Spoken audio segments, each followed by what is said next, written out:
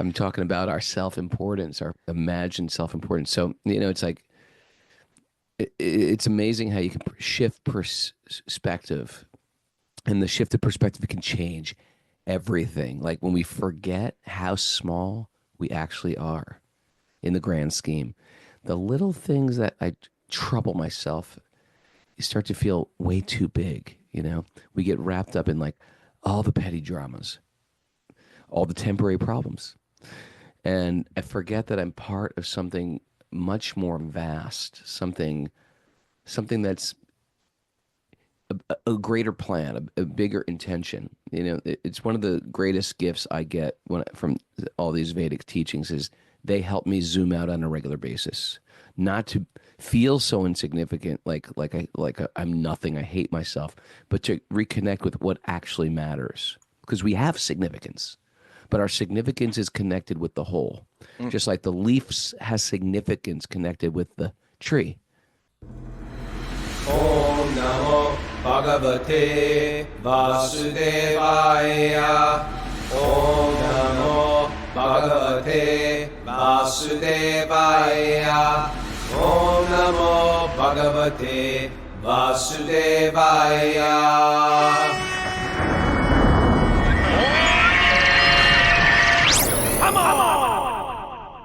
Live from Fort Lauderdale, Florida. This is Wisdom of the Sages, a daily spiritual podcast with your host, Raghunath, and co-host and senior educator at the Bhakti Center, New York, Kaustubha.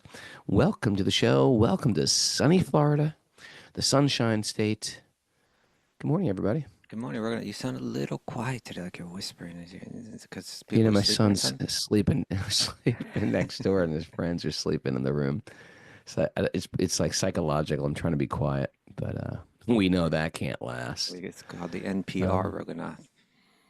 Yeah. Today's May 29th, and it's Thursday, and I don't know what episode. It's 16 or something.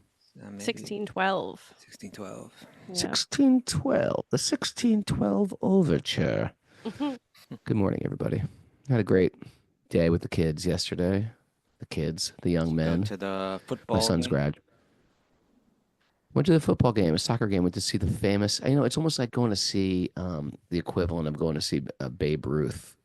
Mm-hmm. This guy, I don't know much about soccer, but my son does, and all his friends do. He's considered one of the all-time greats. Yeah, they say he is. It's like watching a master at his craft, and he scored, he assisted, and it was just like. It was fun. When people get themselves so worked up, even for something mundane, you just get caught up in that excitement. It shows how the material world works, If everybody's excited about something, you get excited about it. If everybody's depressed about something, you get depressed. If everyone's like, storming the Capitol or whatever you do, people just get swept up. No, Raghunath, you don't have to storm the Capitol. If other people are doing it, well, you don't have to do it. I'm not justifying that, but I'm just saying sometimes when people just start, I'll use a better example. One time I was at a temple in Rajasthan, and people just started running to the deity, and I didn't even know what I was doing. I just started running toward the deity. It's like mob thinking. So anyway, if you're in good situations, it's good for you. It becomes normalized. So we're at this. I found myself screaming and jumping up and down and making noise in the stands, and I don't even know why. I barely understand the rules of the game, but it was just fun to have quality time with my son, and we got to see Radha Swami the night before. It was just like a Christian's arrangement, a brief moment, and gave some blessings, and yeah. Nice. That's I got all. to see Sachinandan Swami last night. Did a nice program. Yeah. Have you been to That's really Divya's place? Not the restaurant, but the other place that they have. That's where they did. It's a really beautiful place. Nice get together. That's something else I want to share with you. Oh well, we didn't talk about our weekend. We had a great weekend. Wisdom of the Sages weekend upstate. Mm-hmm. Really nice. Got to meet some really great people. We have talked about it, though. We have talked about it. Okay. Yeah. You're over it. All 3 days. You're over it. No. We talked about it. I think everybody else is over it. That's the thing. Just reflecting. Just Okay. reflecting. Why don't we check on with Um, Margie? Mary, Good hi. morning. How are Hi. you? How's Good. life? How's life without me? Are you We're struggling functioning? over Can here. you It's wake no up in the fun. morning? Are you sad? It's hard. It's Very sad. difficult. Very No one brings you difficult. your cup of coffee without me. Yeah, it's very Just peaceful. I mean, boring around here. Okay. All right. that's a piece of boring. Very boring. Yeah, nobody has fun without you, Prabhu. Look at how depressed Gus looks over there. He's, No, Gus has where been is sticking he? around actually. Yeah, he hasn't been going over that other place. Yeah, he's been hanging out here. He hung out here all day yesterday. Good. Are you sure he's alive? Has anybody Yeah, checked on him? He check looks for a like he's pulse. dead. I had that yesterday. I walked into the garage and he was lying like completely flat, and I was like, "Is he still breathing?" Oh. He was. Okay. I haven't checked. I Any haven't checked his announcements? pulse this morning. Any announcements besides the Gus check? Proof of life. Well, we're going to be at New York City Rath Yatra on June 14th. We'll have a little Wisdom of the Sages booth if people want to come join us. Right. Have Kirtan bring cookies again, Oh, people can bring cookies, yeah. right? No eggs. And we're Egg-free about cookies. Yeah. we're about Friday. We're gonna know for sure. Check this out. But we're pretty positive Wisdom of the Sages is going to be at the LA Rath Yatra. Looking forward to that. And we do a program Friday night and Saturday daytime at Veda Yoga, our good friend Kumi studio and her whole team. Okay. Let's So we're hold really on looking. announcements for that until we know it. Right. Okay. Well, I no, mean, she's already confirmed. why But stuff in more announcements when we don't even why know for sure? add extra announcements? That's But what I we got a don't want to secret. do. But I got a secret announcement that we're gonna know Friday for sure, and that is Shelter may be playing the LA Rath Yatra this year. Okay, that's exciting. So much for the secret part of it. That's just well, secrets have to be shared at some point. Why can't we share them when we think it might happen? Why can't we share it then? All right. That'll be wild. Mm, From the yeah. main stage? Yeah, for all the Indians in the front row going, "Oh my What is God, going on? oh my, It's a different type what of is bhajan. going on? How is it? This is not bhajan. This is not yum. This stage diving is not not yum." Okay. All right. We got a Well. nugget today, Raghunath. Let's get into it, huh? All right. Well, you know what? Miss Mara is new. She's Nugget Priya. Oh, that's right. Mara's reading the nuggets now. Mara's the Yeah. new. That's her new job description. Do you have Nugget. that nugget, Mara? She's I do have it. I asked Rago for it before the show. Nugget Priya, please. This comes from Carl Sagan, American astronomer. Yes, yes. Carl Sagan was an astronomer. Is that right, Kistub? I mean, I'm sure he was an astronomer, and he may have other titles too. Yeah, I He think might have been a father. I didn't look at his. I didn't look at his entire. But he was into the studying the cosmos. He had a television show, right? What was it called? He Remember was that, also a Raghunath? Yeah. On PBS. planetary scientist. Oh, Carl Sagan. Yeah, I can't remember. yeah, It sort of happened when I was a Tell us. kid. yeah. Yeah. Someone knows. Somebody will out put there. it on the board. The chief will know. All right, please. All right. Carl Sagan writes, "Look again at that dot. That's here. That's home. That's us. Our posturings, our imagined self-importance, the delusion that we have some privileged position in the universe are challenged by this point of pale light." Yeah. You know where this I is love that from? line. Huh? Which line? The whole thing? Well, I actually like the whole thing, but our posturing, our imagined self-importance. It's such a slap into the face to everybody's ego, or at least to my ego. I hear it. I always think like, yeah, well, everyone's thinking like me. Where is it from? I'm going to comment. He on wrote it, a book, and the title of the book is The Pale Blue Dot. This Pale Blue Dot, which is it's in reference to a photograph. Let's see, the photograph and its accompanying commentary by astronomer Carl Sagan highlighted the insignificance of the Earth with its vastness within the vastness of the universe. There's this photograph, you can Google it, pale blue dot. And it just shows the Earth as this tiny, tiny, tiny, tiny little speck out there in this vast space, So it's said that it emphasized the fragility of our planet and the importance of taking care of it. Sagan used the image and its implications to inspire his book Pale Blue Dot, a vision of the human future in space. He viewed the image as a reminder of the limited nature of Earth and the importance of human cooperation. You could zoom out again and see that this entire universe is just like the entire universe is like a dot. You could do that too. You could take this up. You could keep going up a notch. That's what we call the Fibonacci spiral, Raghunath. At least you do. Yeah, that's what I'm talking about, and I'm talking about. I'm talking about our self-importance, our imagined self-importance. So it's like it's amazing how you can shift perspective, and the shift of perspective can change everything. Like when we forget how small we actually are in the grand scheme, the little things that I trouble myself, you start to feel way too big. We get wrapped up in like all the petty dramas, all the temporary problems. And I forget that I'm part of something much more vast, something that's a greater plan, a bigger intention. It's one of the greatest gifts I get from all these Vedic teachings is they help me zoom out on a regular basis, not to feel so insignificant, like I'm nothing, I hate myself, but to reconnect with what actually matters. Because we have significance, but our significance is connected with the whole. Just like the leaves has significance connected with the tree. Right?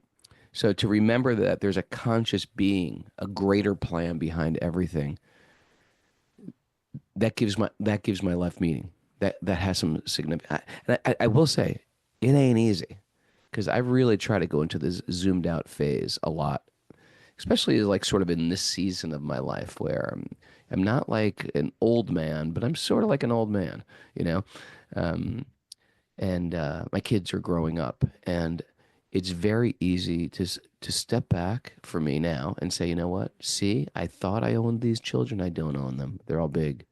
They're going to have their own lives. They're not going to call me every day. That's understandable. I'm going through that. I'm letting go of that stuff. Like I can control. I can control who they become. I can control even my future. I can even control. I have some very limited control. And some people are very naturally like that. For me, I'm a real control freak, and so I have to practice backing off a little bit, and it gives me a little bit of peace, a little bit of serenity. But I will say this: there's some people just born a little bit more detached, like the very nice students of ours, Vanessa and Thorsten, are in Switzerland, and they just had a baby, and my daughter's staying with them right now, and my daughter got the measles, and she's with them, and they have a baby, and there was a fear that the baby would get the measles, and my daughter started feeling some rash on her skin, and she's like 3,000 miles away from me, and she's like, Dad, I feel really sick. Calls me the next day, Dad, I'm really sick. It's getting worse. This rash is spreading all over my body. So I started getting a little worried. Every time Thorsten would call me, Raghunath, it's going to be okay. It's going to be okay. She'll just go through this. And I was like, yeah, why do I get so worked up? Big deal. She's with a good, loving family. She's not out in the streets. The next day, Dad, it's getting worse. It was getting worse and worse and worse. But every time Thorsten would get on the phone, Raghunath, don't worry. We got this. It's going to be okay. We're taking her to the doctor. So I finally relieved myself, and I'm getting ready to go to my trip to Florida. I get this message 10 o'clock at night from Thorsten. It's not getting better. This is very bad. It's very, very bad. We must go to the hospital immediately. It's 3 a.m. there. Wow. And I was just like, and it's a fine line we have between zooming out from the world and being there for people that we love, and somehow balancing the two so I can go on with my duties of this world, yet understand I can't control anything. By the way, she got better. She's on the total mend. I'm happy to say. But it started getting that even a person with a very steady mind had to click back into, we don't have any control. This is, and troubles on the horizon. And so, I'm not going to say zoom out so much we don't care. We're not in a I don't care club. We are in a world of using this material world and using dharma and ethics and morality and values to figure out the keys how to escape the illusion. Though that dharma gives us the keys and the disciplines to get the consciousness in sattva so we can use it to escape the ultimate illusion. But we're not meant to fully escape it right now. We're in it right now, and we have to go through this balancing act of being in the world but not of the world. You It's know, tricky. I was going to say, I was going to actually bring this up when you started speaking. Um, this nugget that we heard from Carl Sagan is all about perspective, right? It's like, hey, here's something that has never existed in our history before, that you get a photograph of the Earth. They say it was taken from 6 billion kilometers away or something like that. I don't even know how that can be. You believe that? No, that sounds pretty far. So, so anyway, They did that maybe it when was the just moon landing maybe happened. that pale blue dot was just really was just a speck of dust. But the idea was, here's a way of looking at the Earth the way that we've never been able to look at it before, right? And it's so small, and it's so insignificant, and we're walking around here thinking everything is so important. This change of perspective is crucial if we're going to try to understand truth. Limited perspective means limited understanding, right? And that's can be illustrated through so many stories. Of course, there's a famous story about the elephant and the five blind men. You know, when the person that has the broader perspective can actually see the whole truth, and that's what we're doing in spirituality, and that's a lot of what sacred texts are doing. But it's zoom out. Sometimes it's zoom in, though. Sometimes there's something right in front of you that you're not noticing. And we go through life like that. And I was going to say that I thought you and I were speaking the other day, because over the weekend you were caught up in this. And right as we're having this retreat, you're getting this news about your daughter, and she's in the hospital, and you were wondering if you were about to jump on a plane that night and take off, right? Yeah.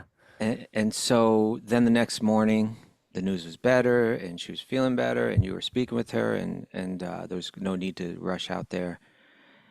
And so you just went on a bit of a emotional roller coaster. You didn't do anything, except worry, really, and check Right. into it and wait.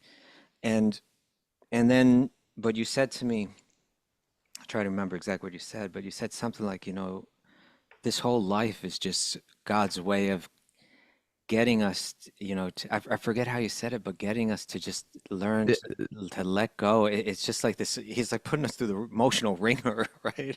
Just that we turn to him, that we And surrender to and what? him, I think is what you said. Yeah, no, you know what it was? I said Krishna is keeping me so dependent Yeah. because I thought like I am very God conscious right now because I'm Thinking, like I felt like it's sort of like one of these characters out of Srimad Bhagavatam. You yeah. got Draupadi, you got Gajendra, you have Bhishma, you have everybody you can think of. Indra, the cowherd men calling up for Yeah. Krishna to protect them. I was like, oh my God, please, oh Lord Nrsingadev, oh Lord Krishna, please protect my very fragile daughter who's suffering tremendously. And that is like running through my mind all day. I Yeah. can't even eat my food. I can't even like sit and have a kirtan. I can't do anything without that at the very forefront of my mind. And guess what? That's supposed to be at the forefront of my mind. Is that That what is that's, yeah. normal. It's like And being our dep- able, our independence is such a damn illusion. Our self-importance, our independence. and then taking the events that we're going through life and interpreting them that way as a type of zoom in, right? Where is God? Why doesn't he listen to me? Why isn't he involved in my life? He is. He's right now. He's involved in your life. But, at this program last night, Divya asked a question, Divya of Divya's Kitchen. And she said, Maharaj, you, because he began the talk by saying, like sometimes we wonder, we have a doubt, does God hear my prayers? Or am I just doing this and there's nothing on the other end of the line, And It's interesting. Am I talking? It's like ever have a phone call and like is there someone anybody? hung up and you're still talking to them or you're disconnected. It's like God is listening to this. So he gave a real nice talk on that, and then at the end, she asked, "Sometimes I wonder about Krishna's timing. It's like we make these prayers, and then we sit around and we wait for some reaction, and sometimes it seems like we're always getting saved at the last second. And I think she was speaking in reference of just running a business. You think, oh no, oh my God, we're going under, and you're struggling and you're worried about it constantly. And then why does he keep making us wait till the last second, And he described, you have to don't always look for the face of God, but look for the hands of God. Look for how the hands of God are involved in moving the circumstances Ooh, of your life so that you will remember him. If you can interpret it that way, then you see God's right here. Just zoom in and see he's right there in your life. And he told this story. It was a funny story. And it was, I I want to guess it's hear. some classic story about a Sufi. It's like a Sufi tale, Raghu. About, I like Sufis. No. okay. You're like, good, good, good, good. And it was about someone named, I want to try to pronounce this right, Nasreddin Hujja. Mullah Nasruddin. They pronounce it different ways. Mullah Nasruddin. Okay. And so this mullah, he was like a saint. And he was Got it. passing through the border between Persia and what is today called, Turkey. And he would regularly cross the border No, and no, no. Persia into Persia. is Iran. Persia is Iran. Huh? Today it's Iran. Yeah. Oh, okay. I thought you said Turkey. Sorry. No, he was passing from Oh, from Turkey Turkey into to Iran. from what is now Turkey into what Sorry. is now Iran. Yeah. And so and he would keep seeing these guards there every time, like the border guards. And he would say, the first time he Yeah. passes by, he's got his donkey. It's just him, and he's got his little donkey, and on the back of the donkey, he's got like a little basket for some grass to feed the donkey. And so they, the Yeah. border guards greet him, politely enough. And he says, but I must tell you that I am smuggling something. And you're smuggling? Well, what are you smuggling? And he says, I'd leave that up to you. You have to search it out, find what I'm smuggling. And so they start searching all over, and he's just got some kind of cloak on, but they search it. There's no pockets. There's nothing in it. He doesn't seem to have anything on him. There's the donkey, and, there doesn't seem to be anything that he's smuggling. So they're just like, we can't find anything anyway. Go ahead. And like this, he keeps coming back to the border, time after time. And each time he says, I'm smuggling, And they're like, well, what are you smuggling? And he says, you have to find it, And they say, well, I don't know, maybe the donkey like swallowed some gold or something. They make the donkey vomit, like they're certain, no, nothing here. They keep searching. And as the time goes, Don't try this with TSA now. okay, and as the time goes on, like and maybe years pass, they can see that, oh, this Mullah Nasruddin, he's built like a whole palace over there. They can see it from where they are. Well, what has he been smuggling? So the years pass, and eventually they say to him, what were you smuggling all that time? You can tell us. And he was like, I was smuggling donkeys. You didn't see? I had the donkey right there. Every time he would come over with a new donkey, and I guess he was selling them at a higher price, in Persia. But the point is that a lot of times what's going on is right in front of our face. God is right there in our face. You're sitting here saying, God, please answer my prayers. And God is right there, and that's why I really appreciate how you said that. You interpreted it as like you could have just been annoyed or frustrated or what's the word I'm looking for? Like exasperated, just like I'm just going through the ringer here. No, you could just get mentally frustrated and through the because of the There anxiety. was that also. But all of that had its There was that value also. because you said, you know, this is all just so that I can realize my dependence on God at every moment, which we tend to ignore. Sure. You know, so we can zoom out, we can zoom in, but we need to adjust our perspectives. And Bhagavatam is meant to give us those perspectives. You know, if we don't spend time with these wisdom traditions, with these wisdom texts, we get stuck in this tiny perspective where we're not really seeing anything for what it is, you know.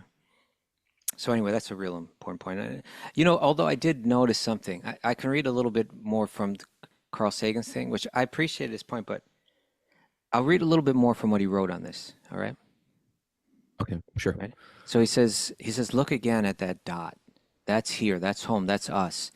On it, everyone you love, everyone you know, everyone you have ever heard of, every human being who ever was lived out their lives.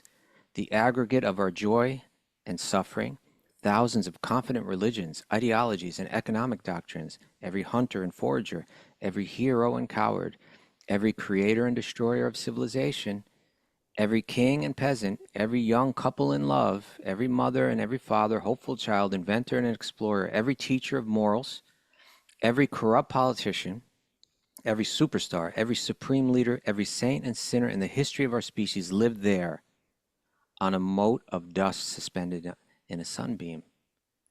And I found that to be a little contradicting, you know, like a little ironic that on one hand he's telling us, what was the word that he used in the nugget? Self-importance? Yeah, our posturings, our imagined self-importance. Yeah. Important. Yeah. In other words, how do you know that every creator and every destroyer has lived on the earth? You know?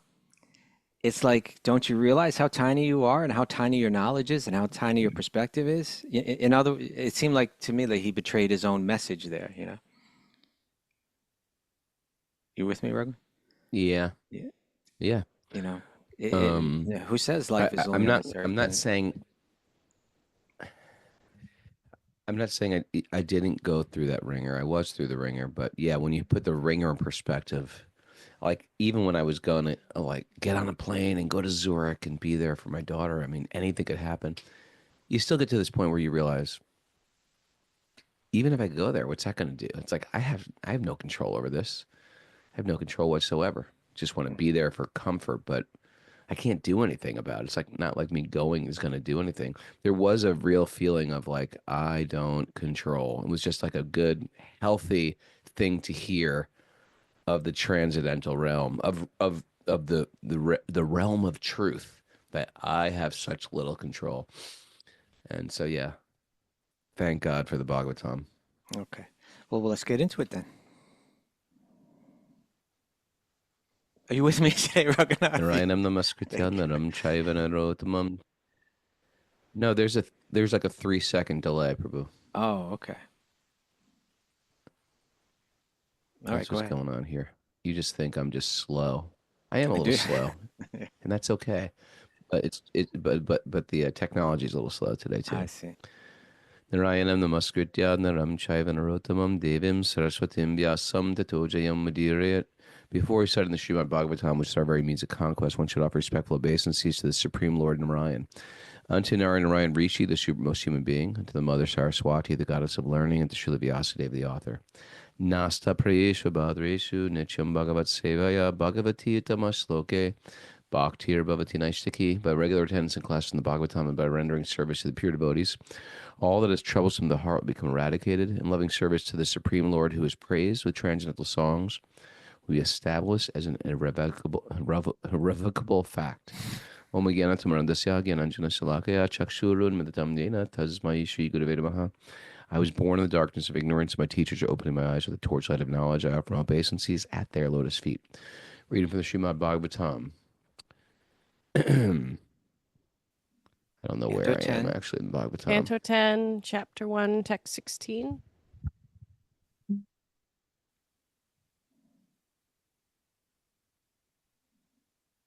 You ready, Raghu? No, I'm not ready. Okay, well, I'll Say get something things. because I'm not ready. Okay. And I got to get my cord. My computer's about to die here. All right. So we've begun the 10th canto now. And now we're going to focus on the life of Krishna. We've been coming down in the ninth chapter. We came down and we looked at the Sun Dynasty and the Moon Dynasty and all the great kings and not so great kings in one sense that appeared in those dynasties. And then the name Krishna came up, right? Because he appeared in the Moon Dynasty. And this is where we're going to, I guess, well, you could call it a zoom in or a zoom out, right? But we're going to go in depth into Krishna's life. I guess it's a zoom in, really. Rather than look at this broad dynasty, we're zooming in on Krishna in great detail. And so we're going to get 90 chapters of Krishna's life. And then Maharaj Pariksit, the hearer and the questioner of the Bhagavatam, started asking Sukadeva Goswami detailed questions about Krishna's life. And Sukadeva Goswami is replied in text 15 that he was saying, this is so good that you're greatly attracted to the topics of Krishna and that your intelligence is firmly fixed in spiritual understanding. And he was saying that this is the real goal of human life. And because his attraction was unceasing, right? He had this focus, yogic kind of focus on hearing about Krishna, how sublime that was. And now Sukadeva will give one more verse about the importance of hearing about Krishna, this particular topic, how this topic is like no other topic. And then he'll begin to tell his story. So text 16 is a bit more of his glorification of hearing about Krishna. Who is there desiring deliverance from the vices of the age of quarrel? That's not it. Who is not willing to hear the virtuous glories of the Lord? We're talking Who text is there? 16. That's it. 1:16, right? No. No, geez. Canto 10. that was Canto that was 10, 5.5 years that. ago. But yeah, Canto 10. You read it so nicely. Just though. read it. I'll find You it. read it really well. I was like, this verse sounds so familiar. 1:10. All right, why don't you? Oh, you want me to read it? Okay, there we go. Why don't you Out read of it, Mary? loving desire to see the Lord. That's not it either. What canto are Out of you in love- now, Raghunath? Out of loving desire. The Ganga? 1:10:16. Imagine if Raghunath had no. like a real No, job. 10. 10, 1, 16. You're fired again. All right, one more time. Canto 10, chapter 1, text The 16. Ganges. The There you go. Ganges. Bingo. The Ganges, emanating from the toe of Lord Vishnu, purifies the three worlds, the upper, middle, and lower planetary systems. Similarly, when one asks questions about the pastimes and characteristics of Lord Vasudeva, Krishna, three varieties of men are purified. The speaker, right? He who inquires, and the people in general. Right? So the listener, the speaker, and anybody else who hears. Yeah, a great verse. there's so much glorification of hearing Bhagavatam within the Bhagavatam. You know, how it's such a special, important topic. How it's like, you can hear about so many things, but this is like the superfood. Like you can eat different foods, but there's certain types of food that are like, they do more than one thing. They're nutrient dense. We're they're talking nutrient about the blue dense. algae. Yeah, so they give you like, higher energy levels and higher nourishment, but there are also like antioxidants in there that, combat disease or prevent disease. And it's like, that's what here in Bhagavatam is doing, it's preventing us, it's curing our disease and preventing us from developing the disease of illusion, of confusion. And at the same time, it's nourishing one. It's giving us, such insights. And then beyond that, especially as we enter the 10th canto, it's also delicious, right? It's like it's got like all those features. When we start to hear about Krishna, it's giving it like we might read Upanishads and they might like have that antioxidant kind of effect, right? Like don't be illusioned by this world, Sure. but it might not nourish our bhakti. It might not, Sure. give us, in one sense, it's preventing the negative, but it's not giving the positive in the same way as like the literature on bhakti, which is developing love. And then when you get to Bhagavatam, especially Krishna's pastimes, it's the most delicious, right? It's the most relishable subject. So it's got like all of this covered in hearing about Krishna's pastimes. Now he starts to tell the story. This is where it all starts. Why does Krishna come? Why does he come, and who does he come with? I wanted to say there's something also important.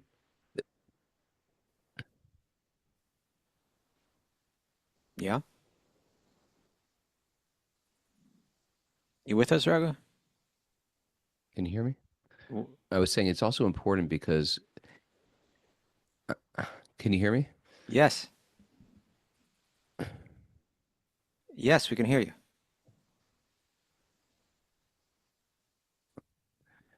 The speaker and the hearer get benefit or they get deficit from whatever the speaker is saying.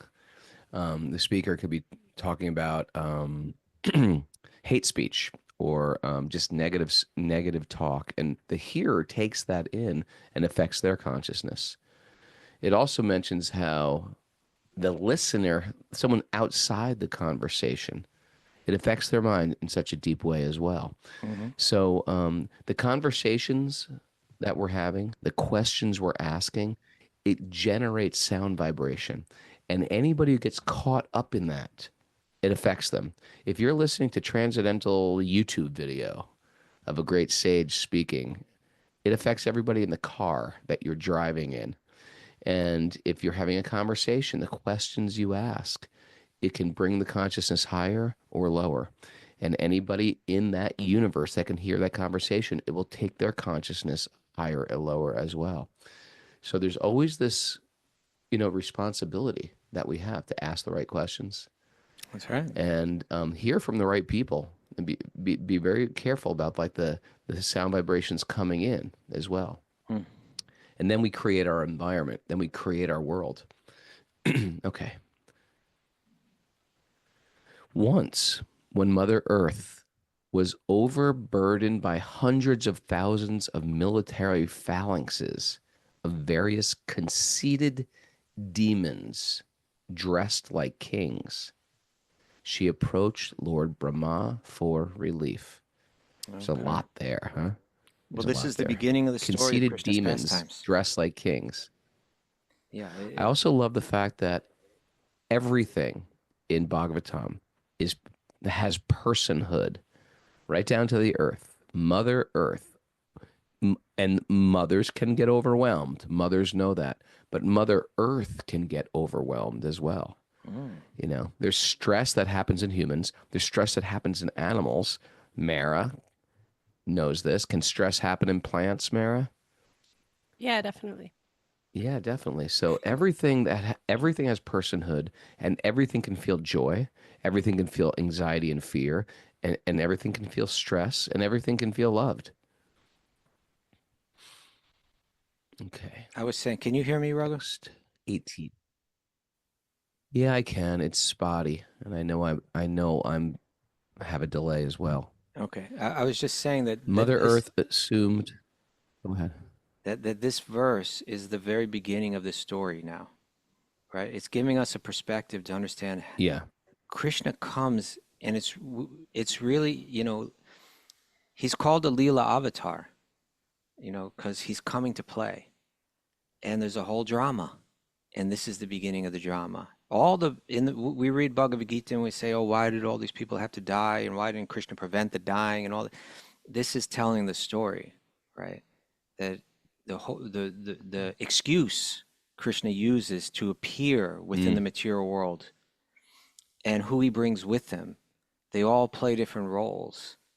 And this is the beginning of the story. It's in response to the distress of Mother Earth. Mother Earth assumed the form of a cow. Very much distressed with tears in her eyes, she appeared before Lord Brahma and told Brahma about her misfortune.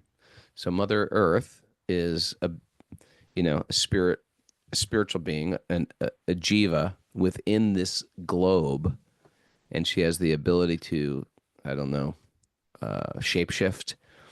She shapeshifted into a cow and then left, I don't know, transported out of the body of the earth. The earth must be a higher being than humans. We tend to think like we're the highest being, but the earth itself must be a higher being than a human.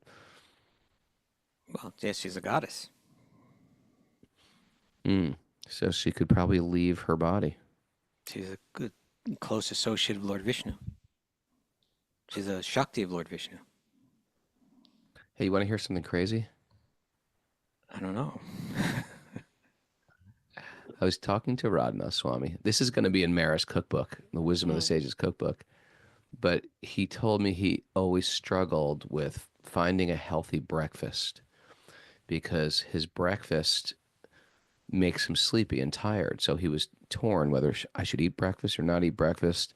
Every time I do eat breakfast, I get exhausted, and I could sort of relate to that. And he said, but I had a dream a few weeks ago, and in the dream, I got a recipe that just came to me in the dream. And I woke up and I wrote the exact recipe down. Wow. And then I put it in Chat GPT, or someone else did put it in Chat GPT for me, and told me, what do you think of this breakfast? And they said, this is the most nutrient dense, healthiest thing that you can eat. Really? So he told me the recipe, and I'm going to give it to Mara. It's going to be Radhanath Swami's secret. You know, you get some downloads from celestial beings in the middle of the night while you're sleeping. So that's going to be in the cookbook, the Wisdom of the Sages cookbook. Did he give us permission to put it in there? Did he? He didn't. He didn't. I guess I should ask. Yeah. We're going to make a fortune from it. Got any other dreams you want to tell me about? Okay, we need to move along. We got to get to text 20 today, Raghu. Thereafter, having heard of the distress of Mother Earth, Lord Brahma, with Mother Earth, Lord Shiva, and all the other demigods approached the shore of the ocean of milk. That's where Lord Vishnu lies in his mystic slumber. After reaching the shore of the ocean of milk, the demigods worshipped the Supreme Personality of Godhead, Lord Vishnu, the master of the entire universe, the supreme God of all gods, who provides for everyone and diminishes everyone's suffering. With great attention, they worshipped Lord Vishnu, who lies on the ocean of milk, by reciting the Vedic mantras known as the Purusha Sukta. These are very beautiful mantras. Yeah, Just glorifying Lord Vishnu. yeah. This is real significant now. You know, we were talking about zooming out, and this is saying like the higher beings in the universe, including Lord Brahma. Right now, Lord Brahma there's all these different devas, all these different demigods, but they're all kind of born from Brahma, or born from those born from Brahma. And he's kind of situated, even his planet is above the planets of the other devas, who are caught up more in a materialistic style of life, right? They're living it up, they're enjoying incredible pleasures. They all have important responsibilities.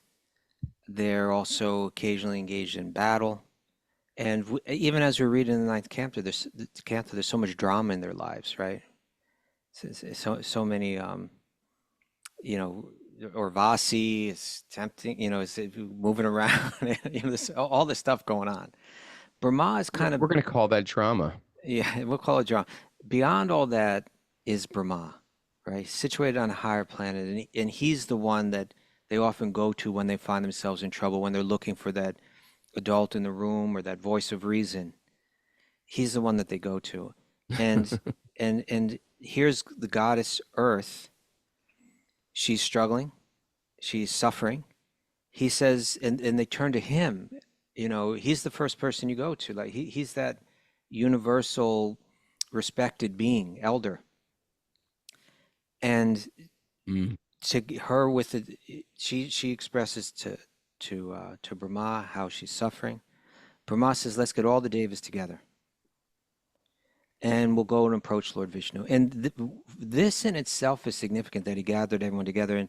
And I believe it's in reference to this, that I believe it was Jiva Goswami, he writes. It may be in Bhakti Sandarbha, I'm not sure.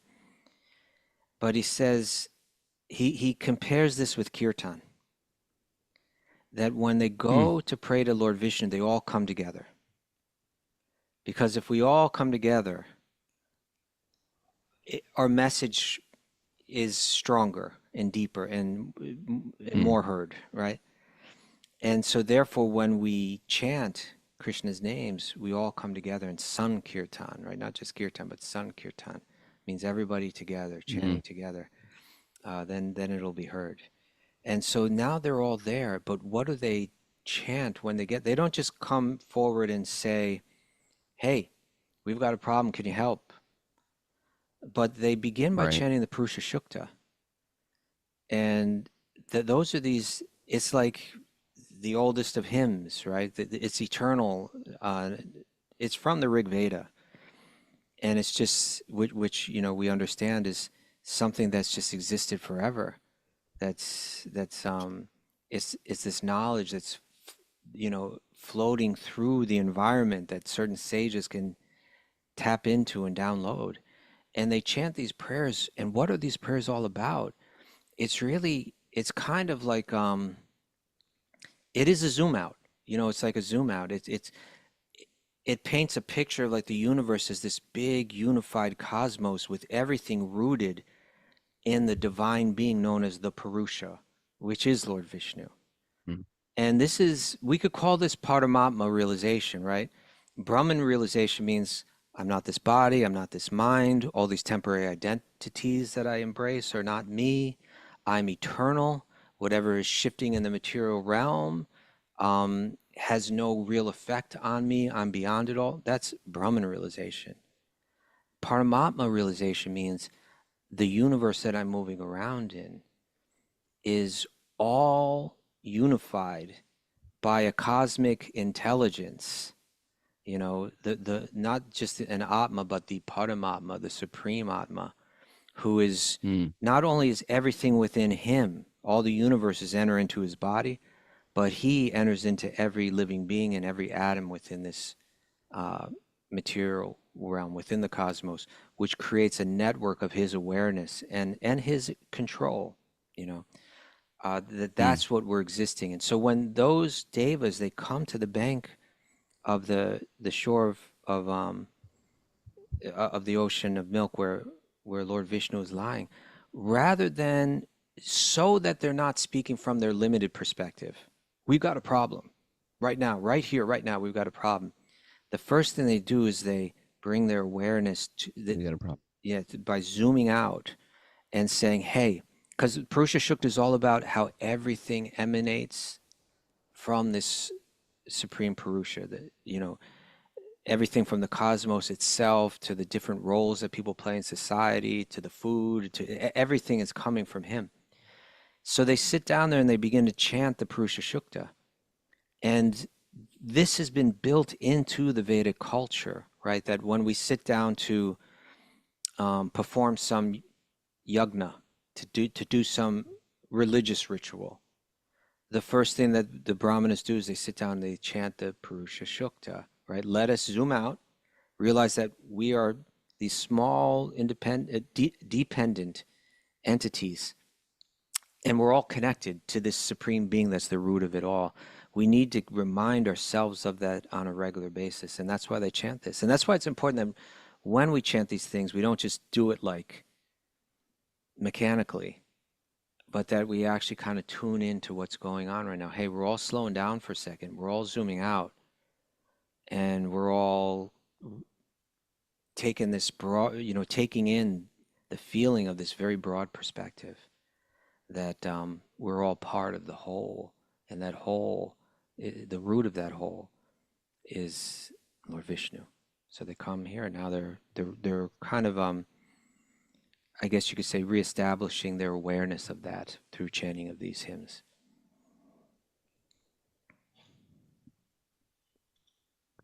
That's our time, sir. Is it? Oh, wow, we're out of time. 7:59. All right. Ready for some So quick. takeaways? Yes. Yeah, Miss Mare, how are you? Good. All right. Did you get Zoom. something out of the show today? I did. I got a lot of good things in my A pocket. lot of things to take away. I am. Zoom out and see our significance is connected with the whole. That's what we we're just talking about. Exactly. A shift in perspective can change everything. Mm-hmm. Back off trying Yeah. to control for some peace and serenity. Back off. There's a fine line to balance between zooming out and being present for those we love. Back off. He's got such a lag, he just can't with the back off. You're just going to keep telling me to back off. off. Krishna keeps us dependent. He does. Oh my God, it can be painful. Spend time with wisdom literature to shift perspective. That's how we do it. Our self-importance and independence is all an illusion. It's an illusion, Raghunath. And Bhagavatam is the ultimate nutrient-rich breakfast. It's a superfood. Lovely. Thanks, everybody. Thanks for joining us. If you like what we're doing, Wisdom in the Sages is a community-supported podcast. Go to wisdominthesages.com. Make a monthly contribution. We got to figure out how to keep this thing going. Help. There I'm echoing us again. out. Yeah, it's because I got the music going. I want to thank everybody that's joining us live. You can join us live by going to wisdominthesages.com and getting the link to join live, or you can email Miss Mara at wisdominthesages at wisdominthesages@gmail.com. Thanks to Pamela Garland, who showed up, Rini, Grace Young, Shauna Rishi, Ave Maria, Athena, good to see you, Connor and Amanda, and little baby, John Branson. Thanks to everyone who gave a lot of love for my daughter. She's doing much, much better. We're heading up to Alachua today. Looking forward to it. Going to see Raghunath Swami tomorrow. And I'm here till Monday morning. Show tomorrow, right? We got a show tomorrow? We got a show tomorrow. Right, Kaustubha? 7 a.m. That's right. I think your echo's all gone right, because I another day- closed down Okay, Riverside. 7 a.m. Another day at the beach with the kids, and then we're heading home today.